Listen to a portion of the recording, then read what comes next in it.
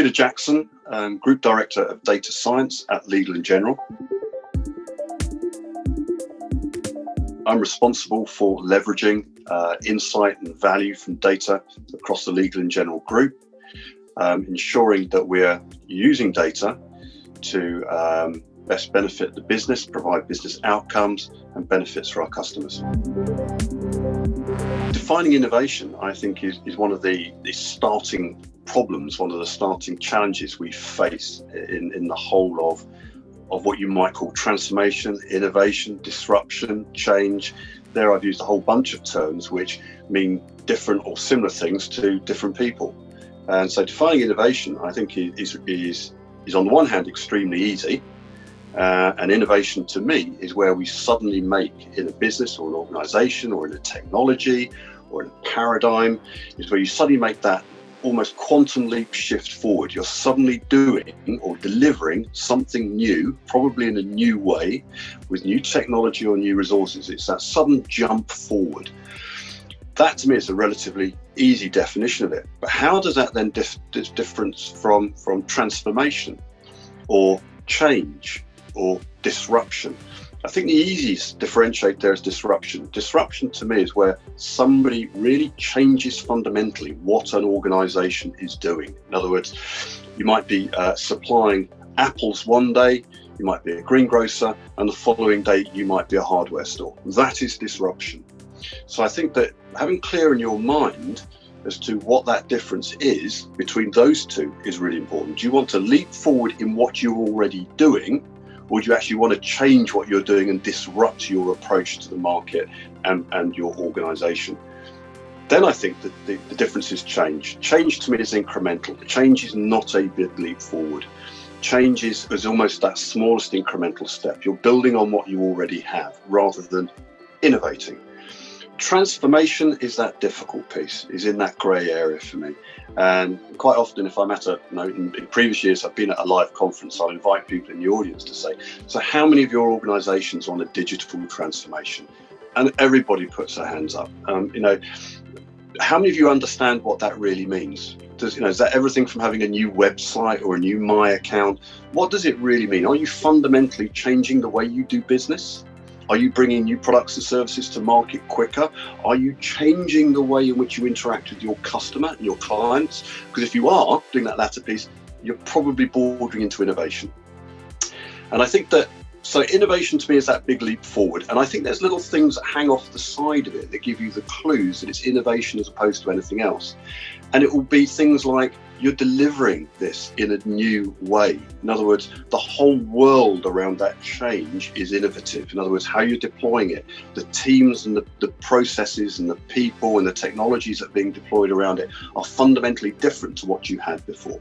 So that for me is a definition of innovation. And I think my biggest red flag is there, be very aware that it's not one of the others. Don't kid yourself.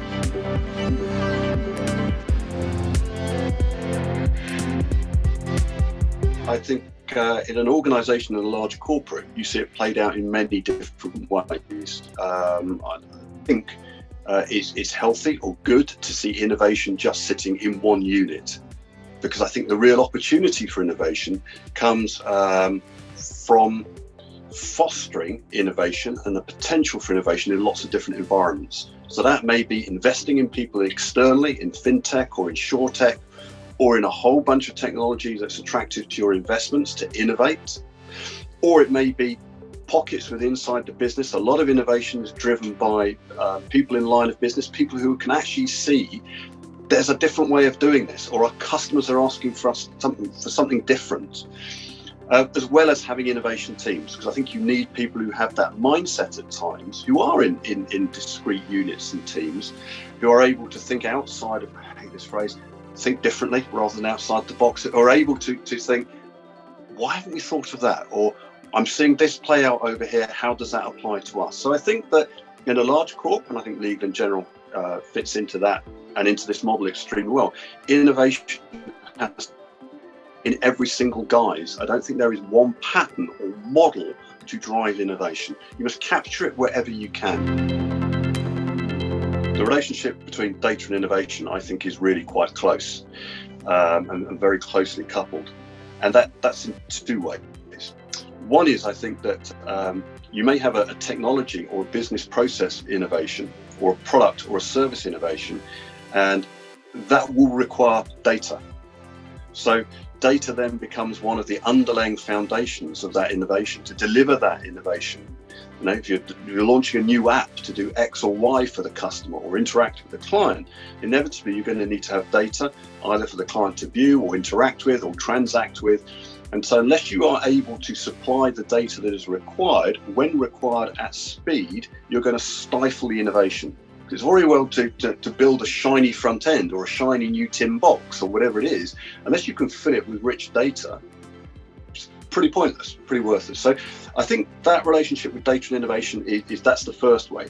I think the second way, and kind of to my day-to-day job, my interests, is around data driving or giving the insight for the innovation. In other words, by taking data and looking for signal in that data, can you see an opportunity for innovation? Are you able to see something new, a new signal in the data, perhaps by analyzing data in a new way or combining either internal and external data sets together in a new way that actually gives you that clue of here's an opportunity. Here's an opportunity for innovation, and that might be innovation in new markets, innovation in new products, innovation in new interactions with the customer, or suddenly understanding that's what the customers are asking for. They're not asking for X or Y that we thought about. The data's telling us they're asking for something else. So I think that close coupling between data and innovation is a two-handle. Data is kind of like the raw material for innovation. It needs to be there. I'm not saying it's the only one. You need people and technology, but it's one of those basic raw materials. But it also could be where you can find the opportunities for innovation if there is a signal there. Data as an output of innovation is a very interesting topic, because an innovation may create new sort of data sets all of a sudden, or over the past 3 or 4 years, graph databases are giving us a new insight in how to join data together and the stories those are telling us. So that's innovation that's giving us a new view on data, a new data set as an output, I guess.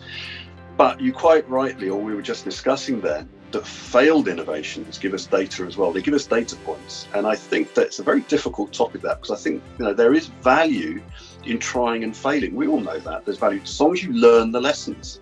And often often you have people want to do things on hunch. They say, I'm sure this will work. I'm sure this will work. Unless you finally put that to bed by trying and testing it, that conversation can go on for years.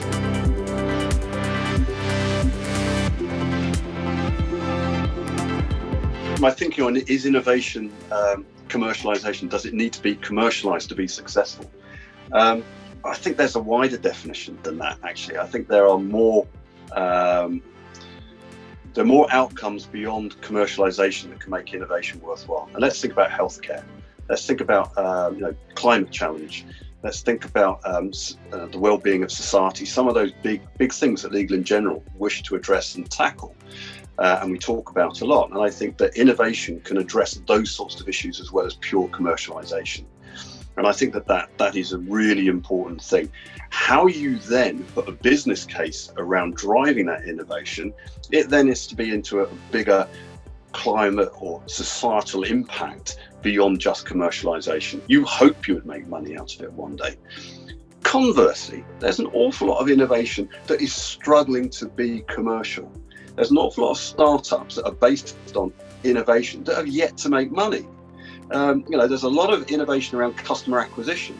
How many startups, their rounds of funding and innovation are based on pure customer acquisition without ever actually turning a profit. So I think that's, they are innovating because they're coming at new ways of acquiring customer, new ways of supplying content or services to customers. Not in the strictest term purely commercial, because the numbers don't stack up yet for some.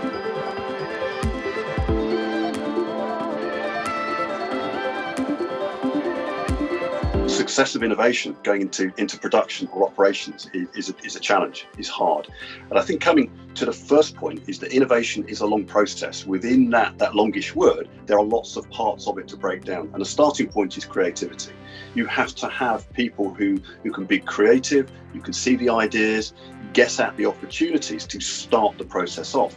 And they can come from all sorts of places. And often it comes from the people who are actually doing the job, very, very close to the point of the pain, as you might describe it. So unless you have those creative people, unless you allow them to be creative, and that's why a lot of organizations do have the lab or the garage or whatever it is to foster that creativity, or they create the business culture around in BAU to allow that creativity. Unless you have that in the first place, you're not going to get innovation. So that's the first barrier and block. You've got to encourage people to be creative. You've got to recruit creative people, and you mustn't stifle their creativity. You've got to allow them to do that thing. The second thing is you then got to do the work, do the engineering, actually build whatever it is, the new Model T Ford or whatever it is. You've actually got to build it and show that it's different to a horse. And then finally, how do you then get it in production? And I think that is 9 out of 10 innovations or data science projects fail because they don't hit production. There's a huge warehouse of great ideas and great things that seem to work that never actually made it out onto the shop floor. Why does that happen? I think it's partly because one of the reasons I see, and I observe not only in Legal & General but elsewhere I've been, is that those innovations have been developed in isolation. In other words, they've been developed over here and then almost rolled out and taken across to the business and say, there you go and use it. And I think that the way to get greatest success of getting those innovations into production is have those parts of the business involved with it at a very early stage, involved in its production, so they can actually feed into how it would be used in the business, knock the corners, how it's going to fit in to the business process, and here we go, and add value, rather than be an encumbrance that, oh God, we've got to bring this new thing in and make it work. So to pad that out a bit, around innovation is more than just the technology or the data. The innovation has to address the business process and the people. So if you've got a new way of doing things, you've got to have people who are prepared and able and skilled and ready to do that new way of doing things. So innovation isn't just about producing the new shiny thing fed with top quality data. It's about having the whole of the business process and the metrics around it to actually put it into production. And that is a challenge because that is a big change piece. And innovation can happen very quickly. And often what can slow it down is actually doing that business change piece further down the line at a later date. And there's all sorts of hidden things around that, about embedding innovation and making it successful, and things that aren't obviously necessarily transparent and up in front of you. And it might be that you need to innovate around procurement. You might need to innovate around HR and recruitment and retention and upskilling. There's all sorts of things that you might need to innovate. You might need to innovate and spread that innovation into compliance and risk. Do they understand this new decision-making algorithm that you're deploying? Because if they don't, you won't be able to employ it. So I think there's a whole batch of businessy things that can either be blockers to innovation or need the work put in to make the innovation successful.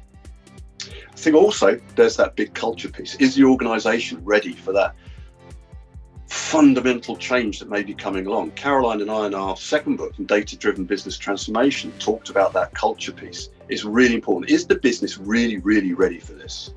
And I think that organisations like Legal & General that are very successful at what they do, making that argument for change or making that argument for innovation has to be even more robust because they're good at what they do. If you have a business that is not very good at what it does, then it's going to be looking around for innovation to try and be a game changer. And I think we mentioned Kodak earlier on in our conversations. There was an organisation that when digital cameras and digital photography came along, were the market leader in the old stuff. So why did they need to change?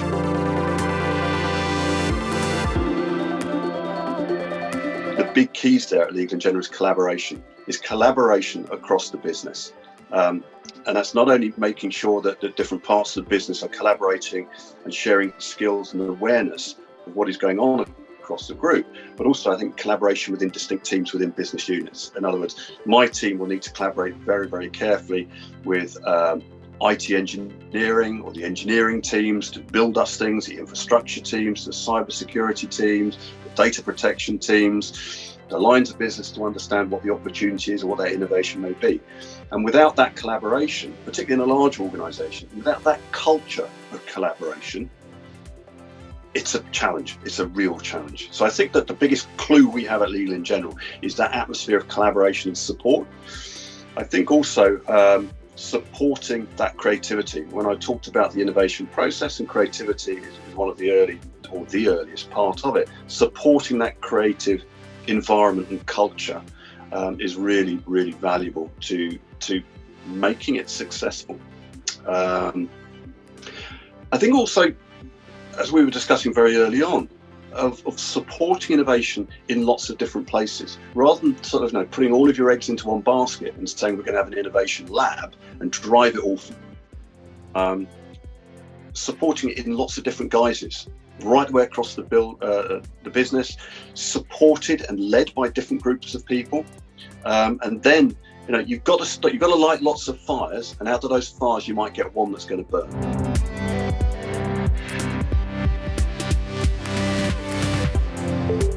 I think that collaboration and open innovation and partnerships are crucial to drive innovation for organisations, but also to drive innovations for UK or for global benefit.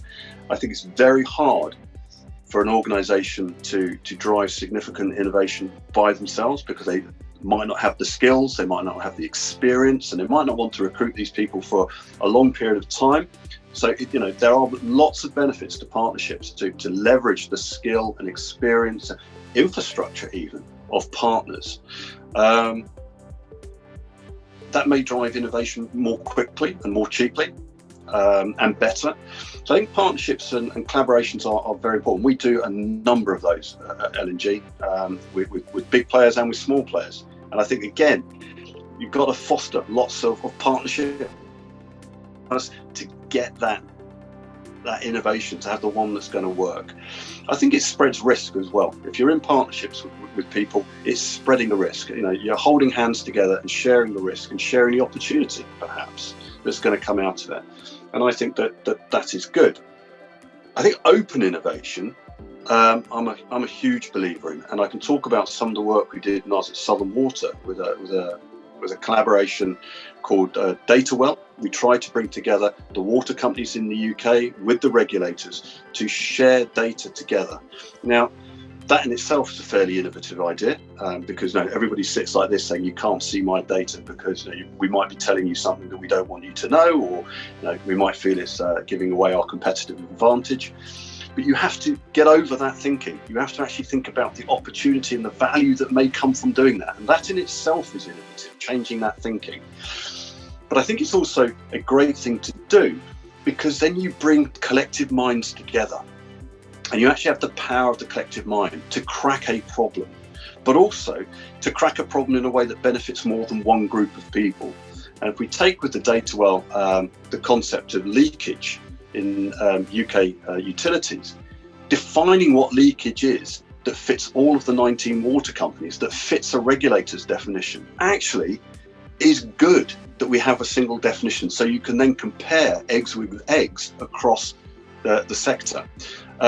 So open innovation, I'm a huge believer in, and I think that being involved in open innovation, I think that, and I know that Legal & General lean into that kind of thing. We know that we have good people, clever people with creative ideas. We know some of the problems that we want to fix. We know that we can help fix other people's problems.